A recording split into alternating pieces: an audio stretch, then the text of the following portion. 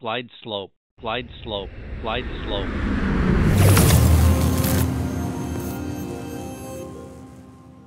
Fala você aí que está acompanhando o Debriefing 67, eu sou o Guilherme Cardes e hoje nós vamos completar uma trilogia. Sim, a trilogia dos Egger Pazinato. E com a gente hoje temos o Douglas Egger Pazinato. E hoje ele vai revelar tudo sobre o mundo dos comissários. Então, comigo, como sempre, temos o Adriano Galindo e o Diego Paulino, pra gente fazer um monte de perguntas aqui pra ele. Ele vai destrinchar tudo desse mundo maravilhoso. A gente já fez um aquece aqui, te falar que eu aprendi um monte de coisa já. Então vamos começar sem mais delongas, Douglas. Obrigado por ter vindo, por ter aceitado o nosso convite. O prazer é meu de ser convidado para participar. Já é ótimo, né? A gente ir acompanhando vocês, então poder participar junto é fantástico. Que bom. Aí, o Douglas, né? Só para fazer uma leve apresentação. 14 anos de empresa aérea, voando como comissário, além de ser coordenador de um curso de comissários aqui, MS, né? Esse a gente pode falar que poderia, inclusive... Estar patrocinando. Né? Aí já não é minha área. Fly Company, aí é beleza? Como é que é? Como é que é? Mas Falaram então, que tinha que vir uniformizado, né? Tá certo. você tem duas funções e elas se complementam porque todos trabalhando em cima do comissário. Conta pra mim como é que foi escolher esta profissão nobre de comissário de voo. Olha, vamos dizer que não fui eu que escolhi, né? A profissão meio que me escolheu. Eu acabei caindo de paraquedas. Né? Então, eu fazia faculdade, era mais novo, né? Era adolescente Faculdade ainda. de quê? Eu fazia física. Uma faculdade light. Light, O pessoal tranquilo, fala, acho que eu quero fazer física. Física, coisa pouca, né? E como era a federal daqui, ela é integral, né? Então era de manhã e à tarde, era muito puxado. E eu acabei aprendendo que eu não era louco o suficiente para poder estar naquele curso. E você sempre teve esse gosto, então, por exatas, para ter ido fazer física? Sempre gostei bastante de tudo que mexesse com conta, geometria, tudo eu gostava bastante, né? Então, eu achava que o meu foco era ser professor de matemática pro resto da vida, né? Aí depois a gente muda e a gente aprende que você só gosta de ensinar, né? Eu troquei de matemática para aviação e a gente vem seguindo aí Que maravilha. na instrução dos novos. E aí, como é que foi fazer o curso de comissário? É meio que ir pro quintal de casa, né? Já que Sim. já tava ali dentro. Acabei aproveitando a oportunidade, na hora que eu entendi que a física não seria o meu caminho, eu falei, vamos pegar e fazer outra coisa, né? Aproveitei o curso de comissário, comecei a fazer, acabei gostando de tudo aquilo que eu via na teoria, dentro do contexto prático que tem dentro do curso, só que eu não tinha noção exatamente do que seria a vida em si do comissário, afinal, nunca tinha voado.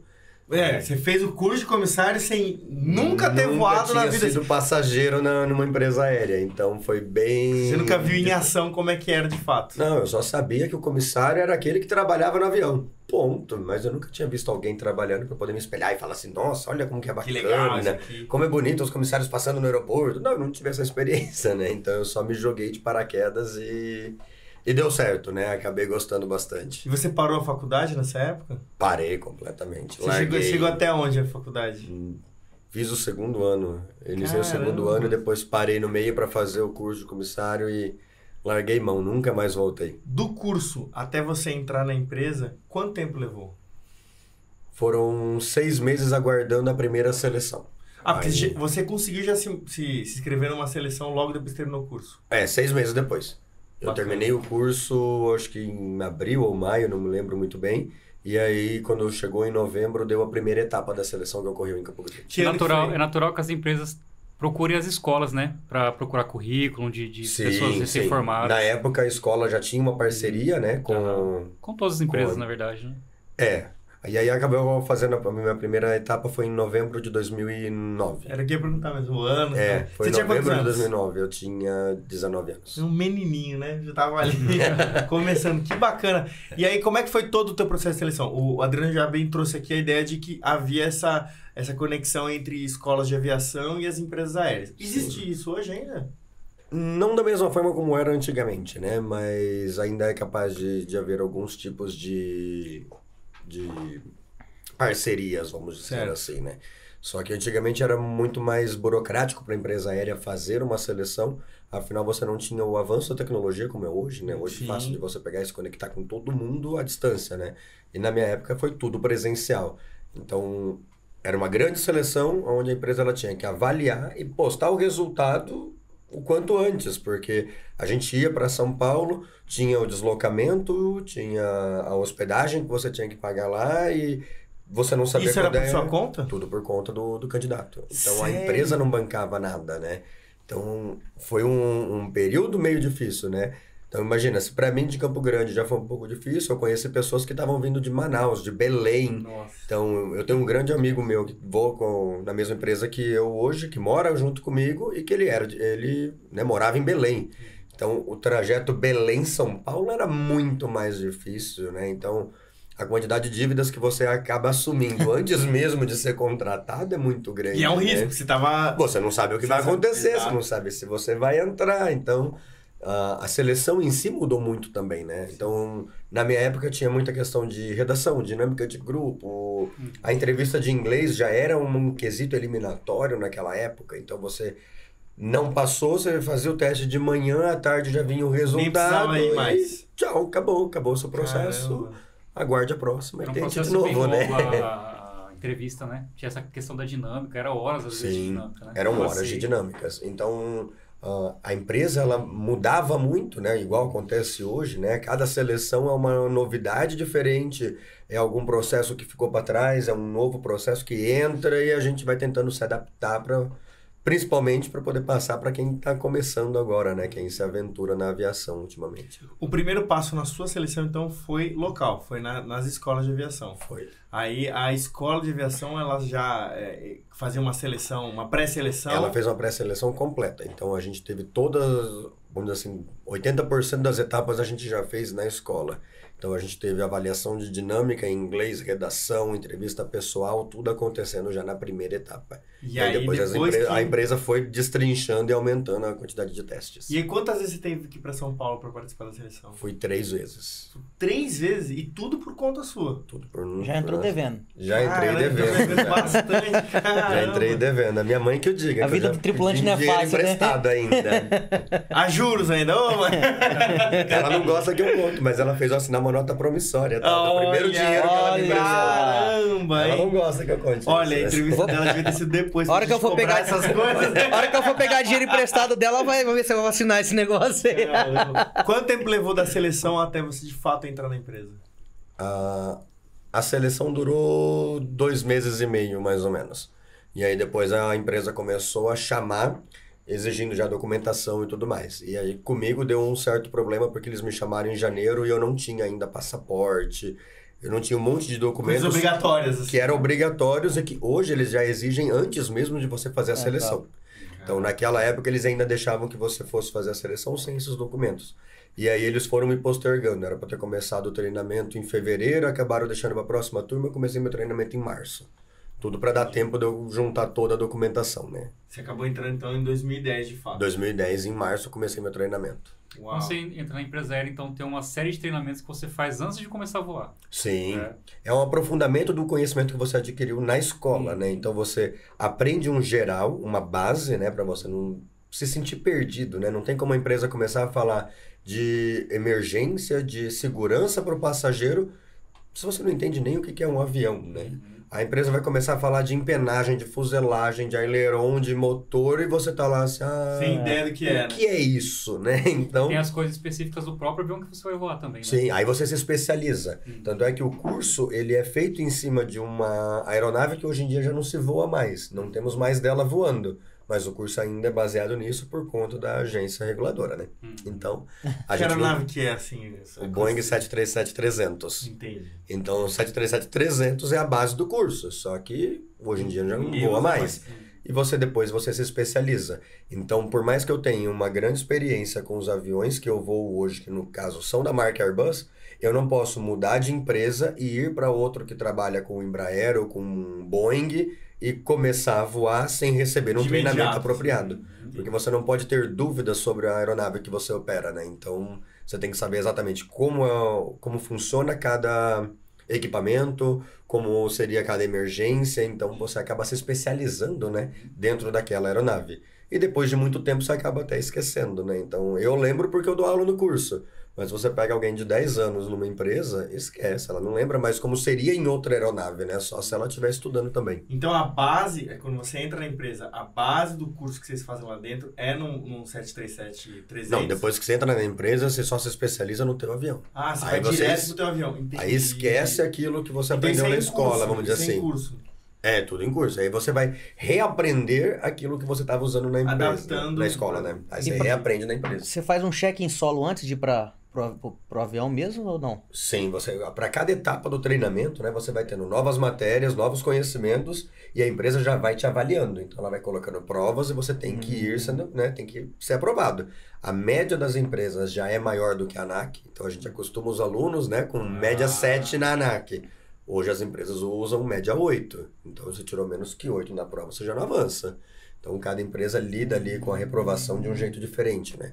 Mas você vai sendo aprovado para depois de todo o treinamento teórico, que você viu, né? Tem a teoria e um pouco de prática, né? Primeiros socorros, combate ao fogo, que você vai fazer algumas atividades práticas, mas não é dentro do avião. Aí você vai para o que a gente chama de voos de observação, que é a experiência como observador. Ou seja, Bacana. um comissário... Então vou vou dar um exemplo. Eu, quando fui observador, eu entrei numa tripulação que já estava programada, todo mundo habilitado, e eu entro lá só para ser o papagaio de pirata. Vou ficar atrás de todo mundo para ver o que eles estão fazendo. Como é que eles colocam Mas você tá em prática. uniformizado, você tá trabalhando. Bonitinho, estou a trabalho. Só que eu não estou efetivo naquele Você não tem voo. uma função específica. Eu não tenho responsabilidade. Tanto é que é informado. Qualquer coisa que acontecer, se der uma emergência, eu sou o primeiro a sair do avião e vou auxiliar lá fora. Porque eu não tenho responsabilidade com aquele voo, né? Então, a tripulação mínima já está constituída, eu sou um extra que está lá para observar e analisar como que o pessoal coloca em prática tudo aquilo que a gente viu na teoria. Sim. E por mais que a gente tenha um tempo grande de instrução, é muito diferente você pegar e ensinar o aluno na escola, ensinar ele também na empresa aérea e ele vê acontecendo, né? Ele vê de forma prática como que funciona essa logística do trabalho da tripulação, porque você fica sabendo, um comissário faz isso, tal comissário em outra função faz aquilo, o chefe faz isso. Mas você vê aquela rotina acontecendo ao mesmo tempo aquela ali. Dinâmica toda. Toda a dinâmica. O balé, né? O samba louco ali, que você tem que ver todo mundo fazendo. Acabou com a minha analogia. O balé acontecendo ali é muito diferente, né? Então E é falando muito bacana. nessas posições, quais são as principais funções a bordo do comissário? Segurança. Tudo que a gente faz dentro do avião é buscando segurança. A população, a sociedade em si olha pra gente e eu sei que a gente não passa uma imagem além de garçom. Aí o pessoal ainda brinca, fala, você é garçom do avião, garçom de luxo, que você tá lá só para entregar o lanchinho ou incomodar sobre a bagagem, né? Então, essa é a nossa maior lugar de bagagem. Essa é a maior briga hoje em dia, né? Só que o nosso serviço de bordo, ele é um serviço secundário, ele é uma atividade que ela só ocorre se tudo estiver ocorrendo conforme previsto. Tanto é que qualquer coisa faz cancelar um serviço de bordo. Então, vou ter que fazer um atendimento médico. Eu não faço atendimento médico sozinho, eu tenho uma equipe que treinou primeiros socorros. Então, a gente vai fazer o atendimento médico, serviço de bordo, se der, faz, se não der, adeus. No máximo, a gente pode, dependendo de cada empresa, oferecer o serviço na saída do avião, a gente vai entregando lá o pacotinho, o que tiver de serviço, para fazer uma entrega. Mas começou a pegar fogo, algum passageiro passou mal, deu uma emergência com o avião, deu uma despressurização, deu uma colisão com um pássaro, né? Deu um bird strike, eu já tive bird strike. Ixi, no bingo das emergências eu já quase preenchi a cartela. Já preencheu a cartela? Eu tô quase preenchendo a cartela. Na hora que ele tiver no voo, eu vou correr. Mas tô vivo, então... Ele tá tranquilo. Tá tranquilo. O pessoal tem medo de turbulência, eu amo turbulência, vou fazer o quê, né? O povo se desespera com turbulência, chora, grita, reza, e eu tô lá me divertindo, assim, eu tô Tá achando massa, tá na roller coaster ali, tá? Quer ver quando tem criança, então, perto de mim? Às vezes a gente tem que sentar, botar o cinto, né? E às vezes tem criança que tá olhando desesperado pra mim, eu já falo, levanta a mão assim, ó, que é mais divertido, entendeu? Montanha-russa mesmo. Me divirto, porque quem conhece um pouco da aviação sabe, nenhum piloto vai enfiar um avião no meio de um CB, né? De uma cumulonimbus. Então, geralmente, a gente vai ter algumas turbulências mais graves, mais severas, sendo turbulência de céu claro. Então, se todo mundo está sentado de cinto, fantástico. A gente aproveita o passeio, né? Então, o máximo balança. A mexidinha ali.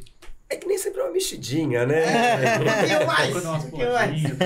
A gente já teve casos, né? De ter passageiro que bateu o teto na cabeça no teto do avião e quebrar o teto e se machucar, ter sangue para todo lado. Porque o passageiro ele tem um costume de, na hora que chega na altitude de segurança do avião, ele vai lá e solta o cinto.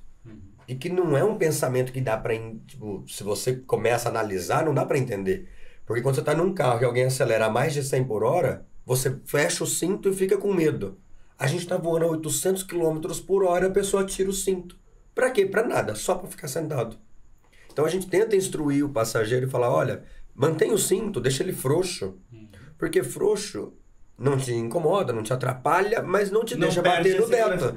Então, assim, é muito complicado quando a gente pensa que tudo que a gente faz é baseado em segurança, desde a análise de assentos, onde cada um pode sentar, desde a acomodação de bagagens. O passageiro não tem noção, mas cada um está trazendo 20, 30 quilos numa mala. Aquele teto em algum momento pode cair. Se for cair, não vai cair na minha cabeça, porque eu tenho meu espaçozinho para sentar. Tem um limite de bagagem de mão, que ninguém respeita. Ninguém respeita e todo mundo fica bravo, eu entendo. É uma logística muito complicada das empresas aéreas também, lidar com aquela coisa de tentar agradar o passageiro, afinal, a nossa função só existe por conta deles, né? Então tem muito... É o intermédio entre o cliente e a empresa. E a empresa, e a gente está ali no meio, porque o comissário, ele é a função... A linha de frente. E tanto é que eu converso bastante com o pessoal e eu falo, nós somos os responsáveis pela conversão do cliente. Porque não existe outra função numa empresa aérea que passa tanto tempo com um passageiro igual a gente. Sim. Então ele pode ter tido uma péssima experiência. Internet, né? Sou eu que vou conseguir tentar reverter aquilo. E a maior parte das coisas a gente não consegue fazer.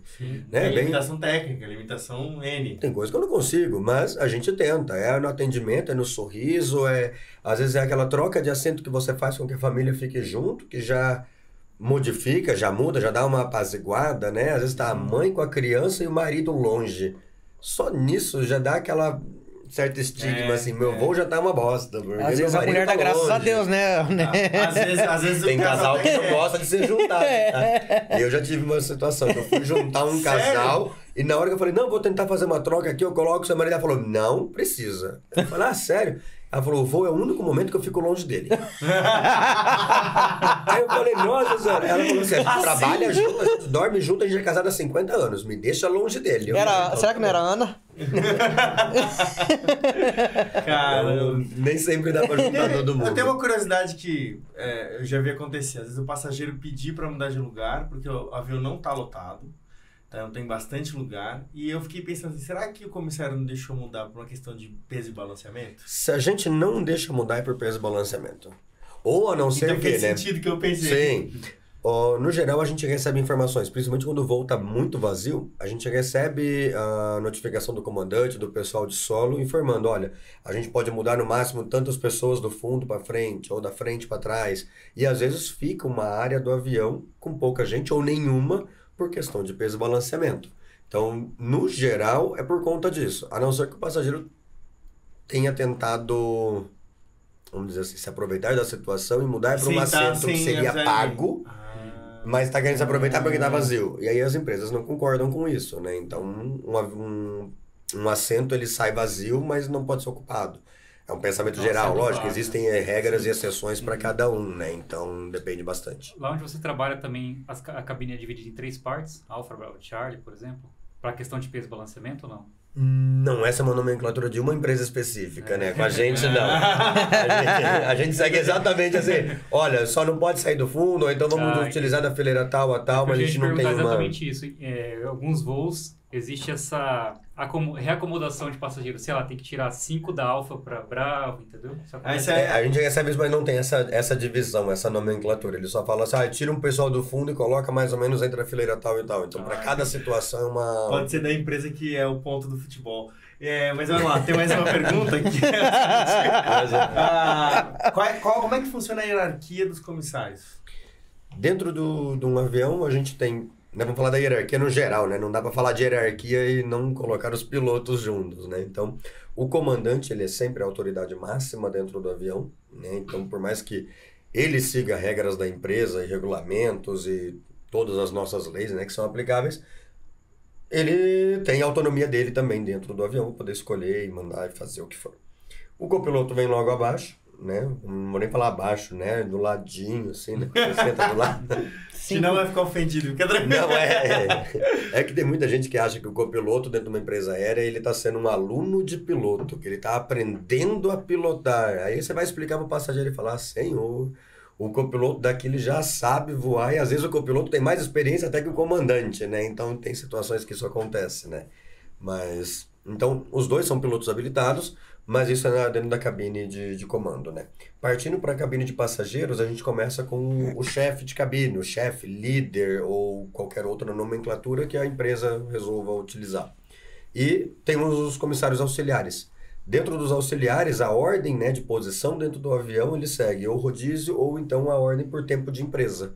Então você tem, às vezes, um auxiliar que é mais antigo até que um comissário-chefe. E o que levaria ele a ser mais antigo do que o comissário? Do que o chefe de cabine? Ele não poder ser promovido? Existe isso? Várias situações. Vamos dizer que a empresa... Não passa um cheque, assim, de não cheque, mas primeiro que a empresa ela tenta dar uma opção para ver quem quer ser chefe. Porque, afinal, você ganha uma função extra e você tem responsabilidades adicionais também. E, às vezes, tem pessoas que passaram 10, 15 anos voando de chefe, que é o caso de um amigo meu. Um grande amigo meu, ele é da mesma turma que eu. Então, a gente entrou como chefe juntos. E depois de um tempo ele pegou e falou assim, não aguento mais isso, quero ficar mais na boa. Pediu para sair da função de chefe. Então hoje ele voa de auxiliar, mesmo dentro da senioridade da empresa ele ser mais antigo que eu. Caramba. Então isso pode acontecer. Ou a empresa colocar alguma regra para promoção. Então para você ser promovido a chefe, você tem que ter o que a gente chama de bandeira de idioma. A empresa está exigindo bandeira de inglês, está exigindo bandeira de espanhol, então ela pode colocar as limitações para que você se torne um chefe de cabine. E né? aí pode então, ter a situação, então, do auxiliar ser mais sênior do que... Porque imagina, se você precisa ter inglês ou espanhol, na minha empresa é assim, você tem que ter inglês ou espanhol para ser chefe. Só que aí você chega lá falando, eu sei falar alemão, italiano e francês. Fantástico. Parabéns para você, Parabéns. Porém... Não vai ser chefe. Então, assim, esse tipo de situação pode acontecer. Só que da mesma forma como hoje eu estou na função de chefe, amanhã eu posso estar voando de auxiliar.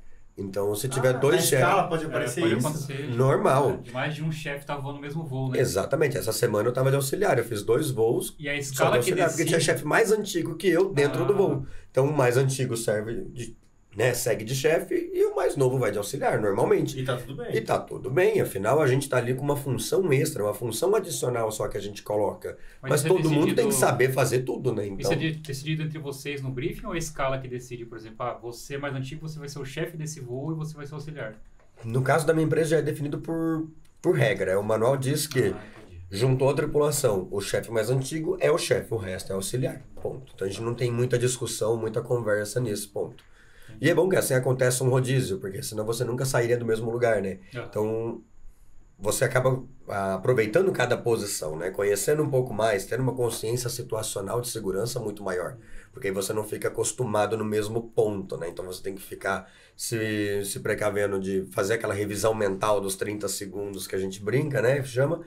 Tem que analisar qual é o tipo de saída que eu tô, para onde que eu tô virado, se eu tô de frente pro avião, se eu tô de costas pro nariz do avião, então tem que aumentar o alerta situacional, né? Sim, então você fica ali aproveitando cada momento, né? Então você mantém uma consciência maior. Legal. Hoje você tá voando o 320. A família 320, a família 319, 20 e 21. E como é que funciona para você mudar de tipo de aeronave? Porque hoje você tá no narrow body. Tô no narrow body. E quer ir pro wide body. Como é que funciona isso? No caso, vai depender do crescimento de cada empresa, né? Vamos dizer assim, né? Porque existe uma quantidade de aeronaves, a quantidade de pessoas que a escala separa para fazer parte, né? Daquele grupo, daquele avião. Então, ou eu vou esperar a fila de comissários correr, né? Com pessoas que saem da empresa ou morrem, né? Não sei. A fila vai andando. Sai de alguma forma. A fila anda, né? De algum jeito. Vai lá, se morrer fulano, eu entro. Terrível. Vai dar uma empurradinha no A cara. lista ela vai mudar de alguma Ela vai- forma. Ela entendi. saindo, sendo tirada ou morrendo. Ela sai do convívio com morte, ela vai mudar. Liga pro cara, tem como você morrer aí, pô? Pelo amor de Deus. Que horror, não.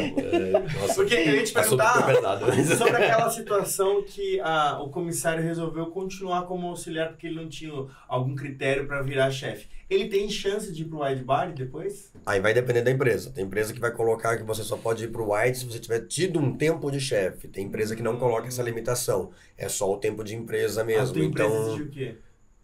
vai por senioridade, vai pelo tempo de empresa. Então, na hora que chegar na vez, vamos dizer assim, né? Chegou na minha turma, né? Daqueles que foram contratados em março de 2010. Chegou nessa turma, eles vão dar a opção. Quem quer ir e quem não quer. E aí, se, no caso, meu amigo for, ele só sai de auxiliar daqui para auxiliar lá. Se eu for, eu vou ter que largar a função de chefe no nacional para ir Pra virar pro auxiliar do wide, né? Então, Quanto tempo leva geralmente para isso acontecer? não tem Não como tem um prever. padrão. Porque depende do crescimento, né? Então, teve gente que começou a voar e com 3 anos, a empresa cresceu a tal ponto, adquiriu novas aeronaves que precisou aumentar a equipe daquele modelo. Então, acabou subindo, né? Indo para o Rápido. wide mais rápido. Certo. Tem gente que com 3 anos já estava no wide body. E Uau. eu já tô aqui há 13, indo para 14 e ainda tô no Ainda não narrow. aconteceu essa... Então, é só o ciclo da vida acontecendo, né? E Douglas, você trabalhando na parte educacional de comissário, porque hoje você trabalha em duas pontas de educação do comissário, que é antes dele ser contratado e hoje você também é instrutor dentro da empresa, né? Quais são as habilidades que você acredita que são as mais importantes para a pessoa ter para ela poder exercer bem a função de comissário? Olha, a tal da resiliência, né? Meio clichê usar essa palavra hoje, mas a resiliência ela é extremamente importante para o comissário. É você ter a capacidade de levar um tombo, levantar e continuar, porque o jogo de cintura que você tem que ter com o passageiro é muito complicado, porque você encontra cada vez mais pessoas variadas. Então você tem pessoas que têm instruções, né, um nível de instrução diferente. Nível cultural. Então você um nível cultural, você pega uma questão social, né, a questão do elitismo aí é muito divergente dentro da empresa. Tem gente que nunca viajou de ônibus e tem gente que nunca tinha visto um avião. Então você tem dentro do avião pessoas completamente diferentes em vários aspectos. Então você conseguir lidar com cada um é muito complicado. É difícil. Então, o comissário, você aprender a se comunicar, ter um gosto por leitura, porque você não para mais de estudar, né? Tanto para piloto quanto para comissário, né? Trabalhou dentro do avião, você vai viver uma vida de estudos pro resto da vida, porque todo ano você vai fazer uma prova. Todo ano você vai ser checado dos seus conhecimentos. Afinal, você trabalha com a segurança de várias pessoas dentro de um avião, que é um invólucro cheio de combustível voando a 850 km por hora com pouco oxigênio. É ótimo isso, entendeu? Tudo favorece. Tudo favorece, né? Então, assim, eu falo pro pessoal, você vai ter que ter o gosto por estudar. De você pegar um manual e falar, vou aprender mais do que eu preciso. Porque o conhecimento ali, naquele caso, é vida. De fato. Nós somos um seguro de carro que a empresa paga para não usar. Porque o conhecimento, 95% do conhecimento do comissário não é utilizado no dia a dia. E a gente espera que seja assim, porque o dia que acontecer um acidente, né? Aí sim eu vou precisar usar tudo que eu preciso, sabe. que eu tenho. Agora, o ideal é que não aconteça, né? Então a gente batalha Vocês para estão que lá isso não para aconteça. evitar que aconteça. com Sobre a certeza. autonomia do comissário dentro do voo, porque assim, o avião decolou, é só vocês lá dentro, entendeu? Não tem como dar seta, parar, chamar alguém, ó, vamos Chamar ajuda. SAMU, entendeu?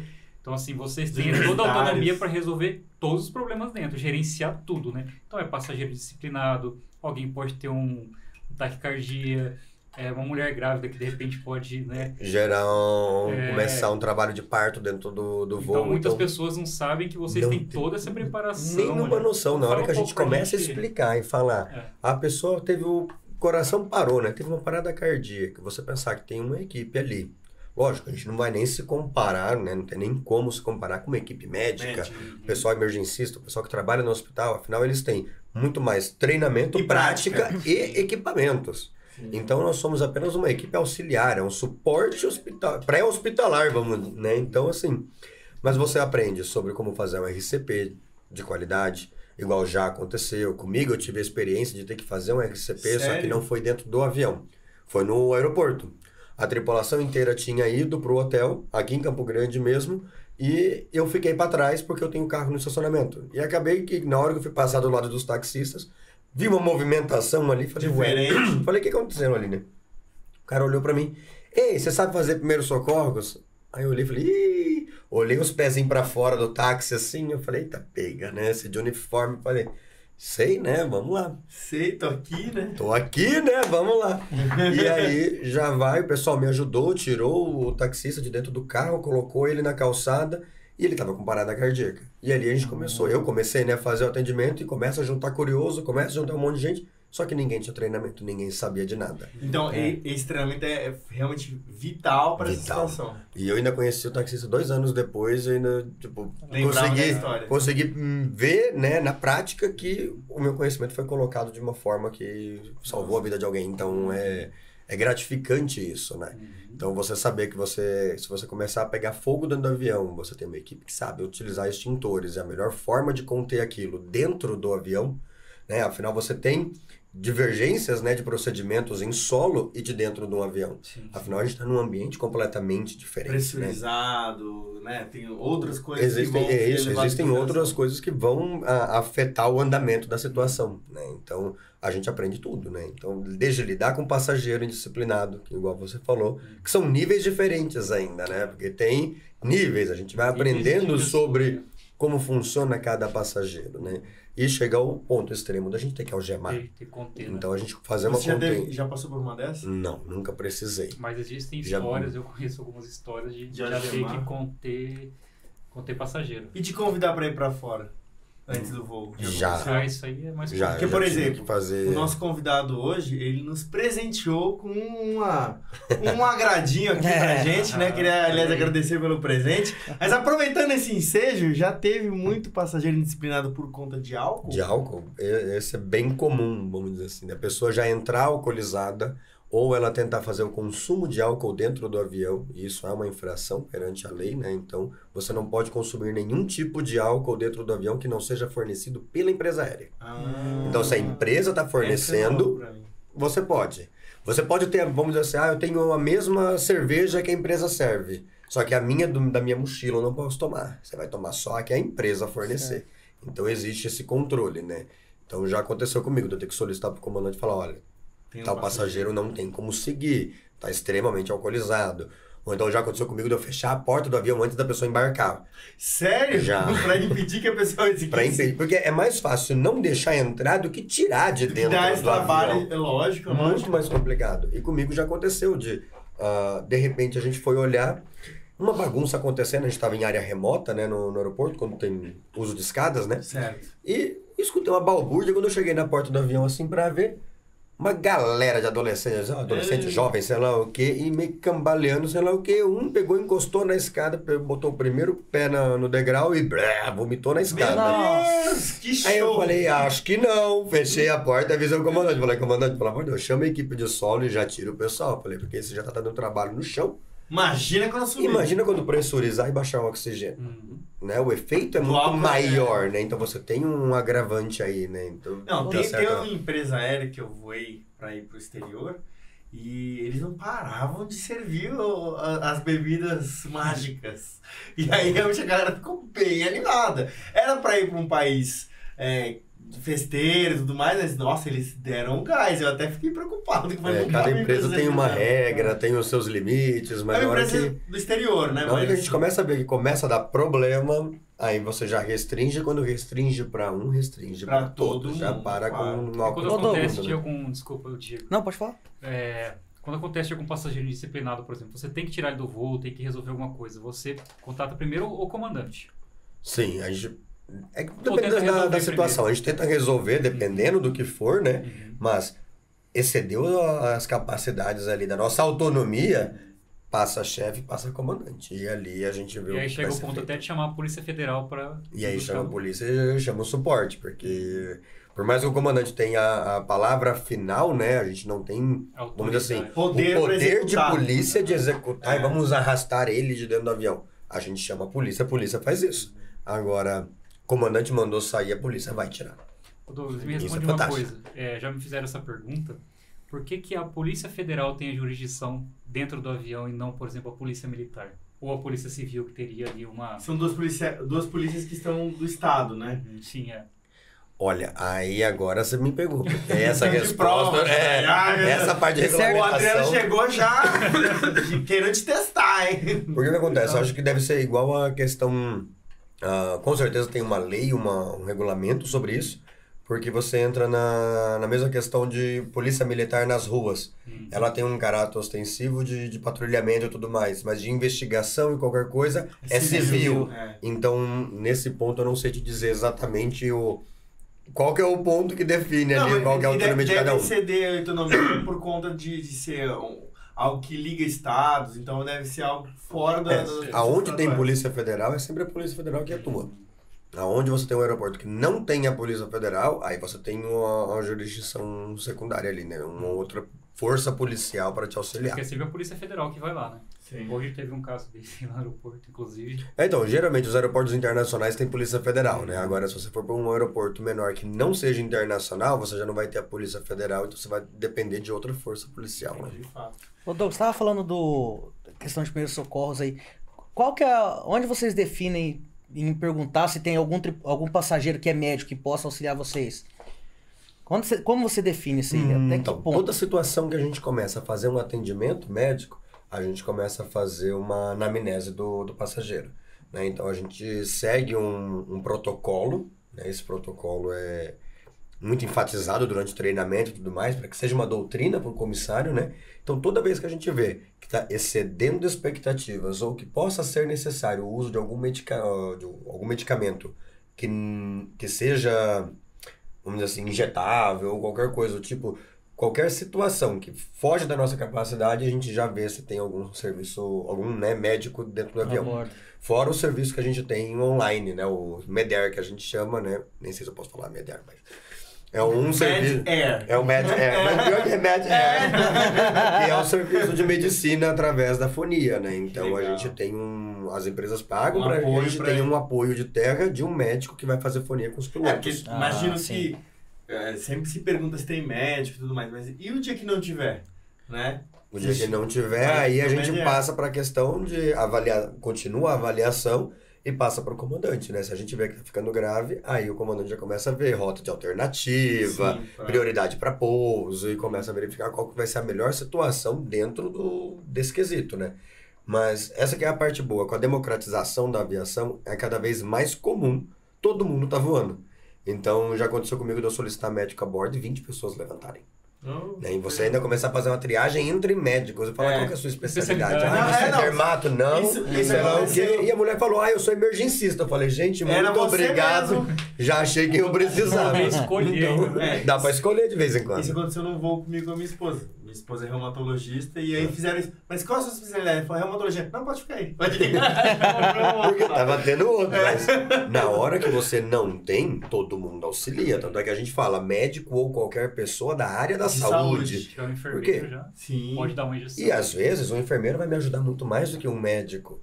Porque às vezes tem médico que que não trabalha mais com emergência, não trabalha nem nessa parte, e às vezes não tem tanta prática. Aí você pega um enfermeiro de um pronto-socorro. Então, Nossa, que é prática pra Tá Não caramba. pode acostumado mudar, a olhar né? todo mundo. imagina eu pegar aí, vou dar um exemplo, né? Nossa instrutora da escola tem especialidade, ela é enfermeira e tem especialidade com a parte obstétrica. Se eu tiver um parto a bordo, É a pessoa dependendo certa. do médico, eu prefiro ela do que o médico. Claro, Então, todo faz todo Só sentido. que o médico ele tem uma autonomia maior na questão legal. Então você tem uma abertura de um kit que tem bisturi, tem injetáveis, tem equipamentos para pequenas cirurgias. Então você tem ali um aparato melhor, né? Então, mas vai para a parte legal da coisa, né? Caramba. Eu já vi muita gente abrir esse kit aí. A Ana já teve que abrir kit em avião. É, Tem então, que assinar, Tem tem que ficar passageiro, depois. faz tem passageiro que formulário, sabe desse preenche. kit e fica pedindo remédio pra dor de cabeça, né? Que eu já vi. É porque antigamente era muito comum. Antigamente era normal você entrar no despacho da empresa, no despacho operacional, na sala de tripulantes, e você ter uma caixa com Dramin e uma caixa com dipirona. E era assim, o comissário vai pegar a escala, conversar com sei lá quem, enfiava a mão no bolso, botava no bolso e Se saía. sabia que iam pedir. Porque a pessoa pedia, ó, tá aqui, ó, remedinho. Já dá um E era dipirona pra um comum. alérgico, hein? Dá um dipirona pro cara que é alérgico, isso é uma beleza, hein? Primeiro Entendeu? socorro. Não é? Então, assim, Aí já usa outra habilidade. e o pessoal se acostumou com a farmácia grátis. Então, quando as empresas começaram a parar com essa distribuição de medicação, assim, à torta e à direito. Afinal, eu sou comissário, eu estou treinado para um tipo de primeiros socorros, mas eu não sou médico para diagnosticar. Claro. Então, eu não estou ali para prescrever remédio e nada do tipo, né? Então, E as nem empresas foram cortando e ali o passageiro foi identificando uma nova realidade. Tanto é que vários ficavam bravos de chegar e falar assim, Os bom, bons mas se acostumaram. não tem mais remédio? Depois de um tempo pararam até de pedir. Então hoje é um caso ou outro De só que pede. reeducação, né? Dos Vai clientes. educando aos pouquinhos, né? De pouquinho em pouquinho a gente vai ensinando o passageiro. Então, hoje é difícil quando você vê uma pessoa pedindo, aí você fala que não, e outro passageiro fala, eu tenho um remédio assim, assim, sei lá o quê, e começa uma distribuição de remédio entre passageiros. Eu não posso proibir, mas me complica um pouco, porque eu já vi gente, tipo, passando sertralina para outro Nossa. passageiro. Então, assim, são remédios fortes, entendeu? E a pessoa tomando Sem como se fosse prescrição, bala. sem saber se pode. Entendeu? Então é meio complicado. Rodolfo, Lidar com gente é isso. imagina que vocês devem ter, né, questão política agora que teve, que passou muito rolo dentro do avião, né? Muito problema, não teve? Muita briga. A gente teve como- briga entre o... Geral, assim, teve... No geral, era 2 partidos políticos, vamos dizer assim, que dava Vai, maior duas frentes. encrenca, Muita né? gente, As 2 né? maiores frentes que deu maior briga em todo lugar, né? Então, era difícil você conciliar e mostrar para o passageiro que ali dentro era para ser um campo neutro. Eu não posso ter uma briga de passageiro ali, porque se der um motim e todo mundo resolver sair de uma ponta e ir para outra ou fazer alguma coisa, eu tenho um CG, um centro de gravidade, que afeta o meu avião inteiro e pode levar a um Compromete a acidente. segurança. Compromete tudo. Então, assim, era gente gritando, gente xingando alguém. Principalmente quando tinha alguns políticos mais influentes ou não dentro do... Aí virava uma rixa entre Já pegou eles. o político influente, né? Já. A gente faz rotas que é comum, né? A gente levar político, né? Então, Tipo, você pra pegar e Brasília fazer direto, São né? Paulo, Brasília, Brasília, Rio. Não tem como você voar sem ver político. É normal. Só que aí o passageiro que tá ali, ele passa, olha e fala, opa, é o meu momento de... Agora. Espera só fechar a de porta. fazer a minha manifestação. Só que não dá. Espera só apagar a luz de cinto que eu vou começar meu show aqui. Geralmente eles começam antes. O que é bom pra gente. Porque na E hora sempre que avisa alguém Eles já começa... estão calminhos. Não. Na hora que começa, a gente tá no chão ainda. A gente já avisa e tira. Aí a pessoa fica com medo de perder o próximo voo. No segundo, ela já tá comportada. Porque ela reeducada. entendeu que ela não vai fazer o que ela quer. Afinal, não dá pra eu colocar o meu desejo pessoal em cima de um dever coletivo, né? Eu tô lá pra trabalhar pra todo mundo. O avião tá servindo a todos. Então eu não posso pegar e É achar um que eu serviço posso... público. É um serviço público, né? É igual a pessoa que tá dentro do avião escutando música sem fone de ouvido. Nossa. Daqui a pouco vem um comissário lá e fala assim, ó, vamos lá, é o coletivo, todo mundo para todos, né? Vamos lá, vamos fazer uma coisa só. Então, essa questão política deu bastante briga, né? Então, Hoje tá mais tranquilo? hoje tá. E é bacana porque às vezes você vê pessoas que antigamente viajavam sem ninguém conhecer, né? Vou dar um exemplo. Quando eu comecei a voar, ninguém sabia quem trabalhava nos eram juízes, nos superiores, quem era, né? Vamos falar dos superiores lá. Superior federal, ninguém sabia quem era. Então, basicamente, a gente descobria na hora porque alguém Passava de solo, né? informação. Falava, olha, tá vindo tal pessoa influente. Mas o problema é que depois começou um conhecimento maior para a população e agora o pessoal reconhece de rosto, né? Então o pessoal entrava no avião e a gente leva muita gente assim. Então eu tive várias situações que eu levei políticos famosos dentro do avião. Eu falava, ali eu estou neutro. Porque no próprio curso de comissário a gente fala, não vou discutir política, religião, sexualidade, time de futebol. Então eu troco de time de futebol para cada torcida que aparece comigo. Porque às vezes junto uma torcida organizada e o pessoal pergunta, qual que é o seu time? Eu olho pra camiseta, na hora eu já torço. Tô torcendo junto. E se alguém perguntar, você viu tal? Eu falo, pô, eu tava voando, eu vou bastante, nem consigo acompanhar. Você já vai saindo pela tangente. Nem mas consigo acompanhar o nosso time. o nosso Quantos títulos tem, eu não sei. Não sei, não acompanho, não sei. Então, eu sou assim, eu tento sair pela tangente o tempo todo. Só que na política é a mesma coisa. Então, eu já tive político que perguntou, você vota em quem?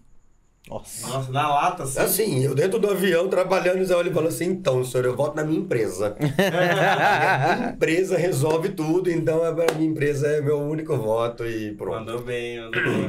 Se for falar de time de futebol, eu torço pro Brasil. Pronto. Trazer pra seleção que fica mais fácil. Acabou.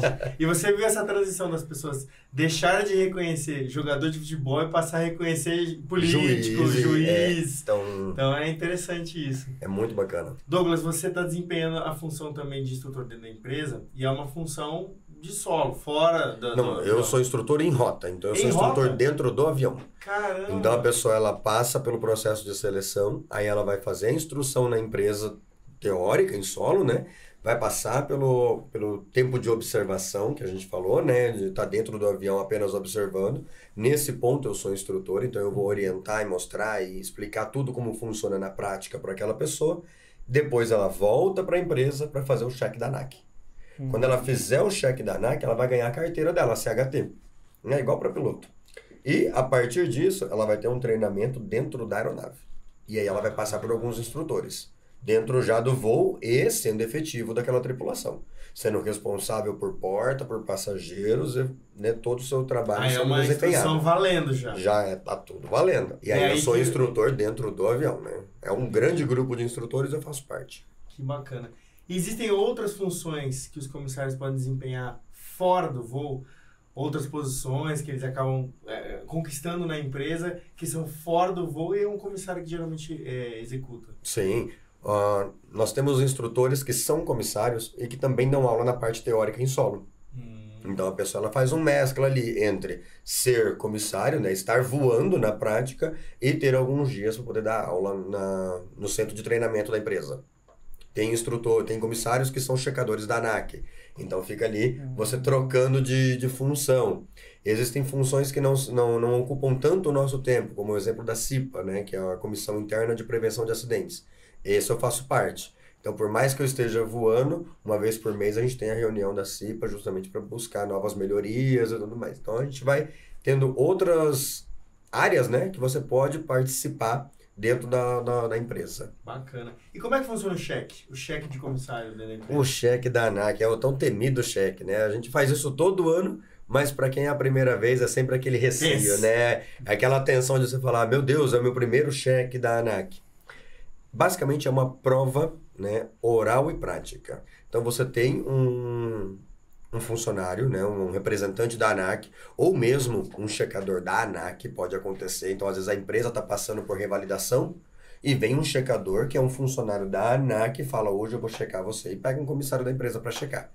Caramba! Ou você pode ter a equipe de comissários que são da empresa, que são habilitados pela ANAC para representá-la, né? Então, você está fazendo um cheque com um comissário que é, né, com o mesmo crachá que o seu, só que naquele momento ele desempenha um papel da ANAC. E aí está a serviço da ANAC, não mais da empresa. Da ANAC naquele momento, né? Então você vai ter ali uma ficha que o checador vai preenchendo e ele vai mesclando conhecimentos e perguntas e vai solicitando para que você execute a operação, né, de algum procedimento. Das quais ele perguntou. E ele vai avaliando ali. Então você vai passar por todas as áreas de conhecimento. Então ele vai fazer perguntas de primeiros socorros, de emergência, sobrevivência, da parte de regulamentação, que é muito importante a gente conhecer sobre a nossa lei, né? Então ele vai fazendo um abrangente ali e ele vai mesclando da forma como ele quiser. Que bacana. E você não pode ter reprovação, né? Então você não pode matar alguém ou derrubar um avião, como a gente brinca no avião. Se não matar ninguém e não derrubar um avião, dá pra ir, começa a ser aprovado. Entendi. Se a pessoa, desculpa, se a pessoa reprova nesse cheque, no recheque, por exemplo, ela é tirada da operação? Ela vai ser tirada da operação para poder passar por retreinamento. Então, cada empresa vai ter o seu próprio método. Se a pessoa leva uma advertência, ou se não, se ela vai ter algum tipo de ação punitiva, ou se a pessoa se explicou e passou, né? Vamos dizer assim, às vezes a pessoa não está num bom momento, né? Já aconteceu com a minha amiga, ela reprovou, só que ela tinha perdido o pai na mesma semana. Nossa. Então ela não estava com cabeça para nada. A empresa entendeu. Então tudo vai depender ali do contexto de análise da empresa. Mas em geral tira da operação e Passa dá por treinamento remédio, de né? novo e aí vai para cheque novamente. O que não pode acontecer é a pessoa ficar reprovando a todo momento, porque aí você tem dentro da legislação uma possibilidade de você ter a cassação do seu certificado, né? E ela pode ser dada por falta de aptidão física ou técnica. Então, um comissário ele tem que ter saúde física dentro dos conceitos da ANAC. Se eu tiver um acidente e perder um braço, eu não posso mais ser comissário. Então, eu tive perda de aptidão física. Só que se eu não consigo mais passar em nenhum cheque, toda vez eu reprovo, eu não estou dando mais conta do treinamento, quer dizer que eu não tenho mais aptidão técnica. E você pode ter a sua carteira cassada e sair do voo também, né? Então, pode acontecer. Perfeito.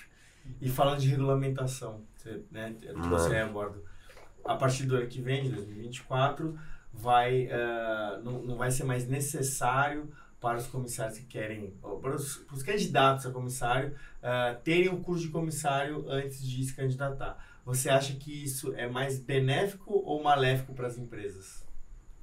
Particularmente, eu acho muito maléfico. Porque é comum a gente ver no voo, hoje em dia, né, até o momento, todo mundo que fez um curso de comissário numa escola homologada teve que passar por uma prova da ANAC, ou seja, a pessoa ela já teve uma base de conhecimento antes. E mesmo assim, a pessoa ela tem dificuldade no treinamento, ela não entende como vai ser a rotina dela de aviação, ou seja, por mais que você tenha pessoas que passaram por você e tentaram te dar uma prévia, né? Trouxeram um pouco da experiência para você participar e entender o que é aviação. Você já está perdido. Imagina você simplesmente decidir do nada que você vai ser comissário. Então, para a empresa não é vantajoso, tanto é que várias já se prontificaram a dizer que vão continuar dando preferência para quem tem o curso. Porque senão elas teriam que investir mais em porque treinamento. Senão o treinamento vai ter que ser maior. A empresa ela não está querendo gastar mais. As empresas elas estão tentando buscar ou enxugar contas. Então, como é que você vai colocar uma pessoa que nunca voou dentro de um treinamento e ela tendo que explicar o beabá, né? Então, é bem provável que os cursos de comissário não acabem, né? Não vai existir mais a obrigação. Mas o curso, de certa forma, eles com certeza vão ser remodelados, vão existir umas alterações no modelo de curso, só que vai continuar existindo. Afinal, da mesma forma como o piloto privado não é obrigatório o curso Sim. existe aí há muitos anos. Então, é muito difícil de você incutir na cabeça de um candidato que isso não é vantajoso. Porque para quem já fez o curso, acha que isso é desleal. Eu falo, é vantagem. Você fez um curso na época que era obrigatório, todo mundo sabe da qualidade. Agora a gente não sabe o que vai ser do futuro, né? Então você vai estar competindo com uma pessoa que não tem nenhum conhecimento. A empresa ela vai visualizar isso. Claro. Então é normal que as empresas se prontifiquem a falar, olha, vamos continuar dando preferência para quem tem um curso, porque isso vai facilitar o treinamento delas. E hoje, para quem quer ser comissário, Douglas, qual que é o primeiro passo? Até hoje, na regra atual, fazer o curso. Fazer o curso, né? Ele tem uma variação ali em média de 3 meses e meio a 4 meses, tanto com teoria já junto com a prática, e a partir disso fazer a prova da ANAC e partir para a seleção da empresa aérea. E essa questão do CMA, ele faz antes ou não tem uma... O CMA, as empresas exigem que você tenha antes de enviar o currículo, né? Então, as empresas colocam, o CMA, né, que é o Certificado Médico Aeronáutico, obrigatório para participar da seleção. Porque não faz sentido eu pegar e aceitar você na minha seleção, gastar um tempo contigo, ficar fazendo teste, avaliação, você passando por toda essa tensão, essa pressão Se você não sabe nem se ele vai você poder não sabe se assumir. você tem condições físicas e Qual que é a validade do psicológicas. CMA? Até 5 anos. Até 5 anos. Até Aí 5 tem a anos. idade, questão da Aí idade. tem questão de idade, ou às vezes você pode ter alguma situação médica que Exige possa ser determinar menor. ser um pouco menor a validade, mas até 5 anos. Entendi. E quais são as coisas que você acredita que são importantes para que sejam abordadas num curso que daqui para frente não vai ser obrigatório, mas o que você acha que vai ser? Por exemplo, você falou, eu acredito que vão ser remodelados os cursos. Em que sentido você acha que vai ser remodelado para atender melhor as empresas? A parte do tratamento de habilidades não técnicas. Porque é muito fácil você pegar uma apostila, pegar um conhecimento técnico e mandar alguém ficar decorando. É igual quando a pessoa quer decorar simulado para passar numa prova. Em algum momento ela vai passar na prova de tanto que ela decorou simulado. Sim. Não tem. E aí você coloca, a gente vê isso muito com piloto, né? Ficam lá treinando simulado, mas não estuda, só fica treinando simulado. Em algum momento você vai passar na prova. Só que a prova não define que você vai ser um bom piloto. Porque você ficou decorando pergunta e decorando perguntas. Se você pegar e ensinar, o teu cachorro vai ficar apertando os botões certos em algum momento. Sim. Exatamente. Não é? Então, assim, o que a gente brinca é, você precisa trabalhar, e a empresa sabe disso, que hoje, né, se você for falar em meio corporativo, não somente na aviação, mas no meio corporativo geral, as pessoas elas estão sendo demitidas pelas habilidades não técnicas. Soft skills, né? O soft skill. Então, a empresa ela olha e fala assim, pô, eu estou demitindo pelas habilidades não técnicas. Por que não começar a contratar por conta delas? Então, as empresas elas estão passando por mudanças no processo seletivo, onde ela entende que você ensinar a parte técnica é mais fácil do que você pegar e ensinar a pessoa a ser gente. Então, assim, resumindo, ensinar a pessoa a ser basicamente, gente, entendi. porque tem pessoas que são ótimas como na parte técnica, mas não tem uma capacidade nenhuma de trabalhar em equipe ou lidar com gente. Então, é muito complicado isso, né? Então, vou dar um exemplo. Tem uma grande companhia que parou de colocar como obrigatório o idioma inglês para entrar como comissário. E antigamente era obrigatório. Então, a pessoa não passava no teste de inglês, ela já era excluída da seleção. E aí, às vezes, por conta da pessoa ter inglês, você contratava uma pessoa com inglês, mas que as habilidades não técnicas eram péssimas. Acabava com o CRM, acabava com o trabalho em equipe, tudo era É melhor dificuldade. ensinar inglês depois.